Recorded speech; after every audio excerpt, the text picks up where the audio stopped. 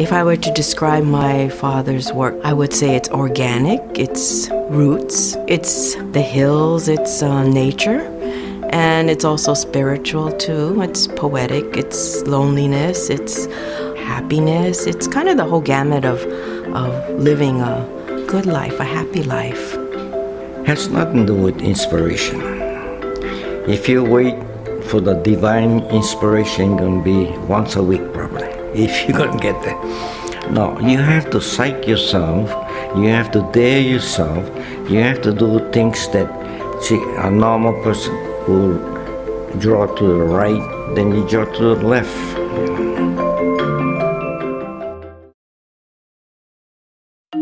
I graduated from McKinley High School in 1945 with no idea what I'm going to do with my life.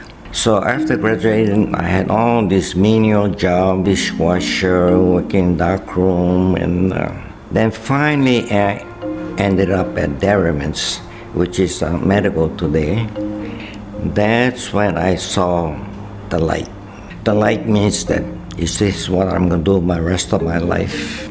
So I decided to be an artist. That's when I decided to go to New York.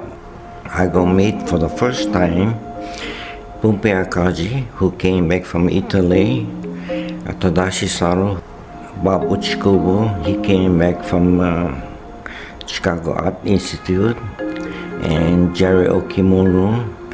We're going to form a nice friendship for 50 plus years. All 7 of the Chateau Metcalfe guys were all supportive of each other. They were happy when one of them sold a piece. They had no envy of each other. And it was just really hard times, but nonetheless, these guys were cranking out art and believing it and really making a movement with themselves. Opening night, just going into somebody and you came out and said, oh, your 2 pieces sold, you know. And that's the greatest feeling for the artist going to see a show and it's sold before you know. What I admire in Satoru Abe's work is his simplicity.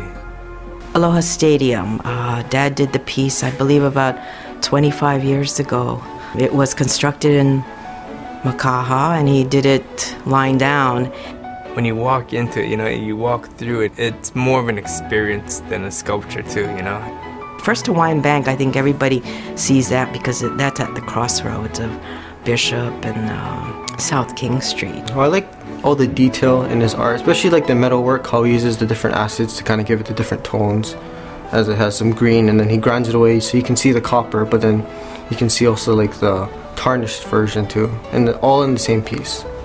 And there are pieces that are in homes that people don't get to see, but that are quite beautiful.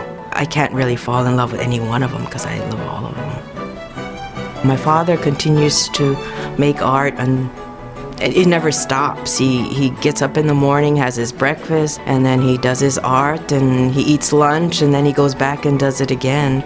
Oh, he's 84 years old. He just made 84 last week.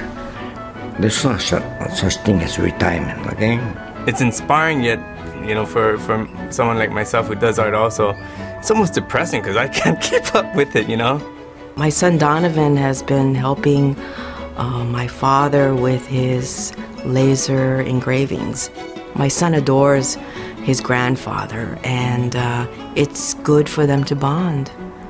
Like, I get to see the whole process. I guess I like the completion. So I get to see it from the drawing stage all the way to after he finishes painting it. I like it. It's interesting, yeah. What Satoru Abe has done for the younger artists here is that he's laid out a foundation where there are galleries and art scene here in Hawaii. He's still buying art from the younger artists. He's sort of, to me, like a godfather. A lot of people go to Satoru for advice, and he's, you know, really generous. He is a humble, gentle person that cares. You know, people ask me why I'm so humble, okay? To me, the day I decide to be an artist, that's my ego or myself. After that all happened because of someone else, you know. If looking back, all you have to be is young, and hungry with a dream. You don't need talent. You know, talent you acquire, right? Repetition creates skill, right? I'm always discovering new things, even now.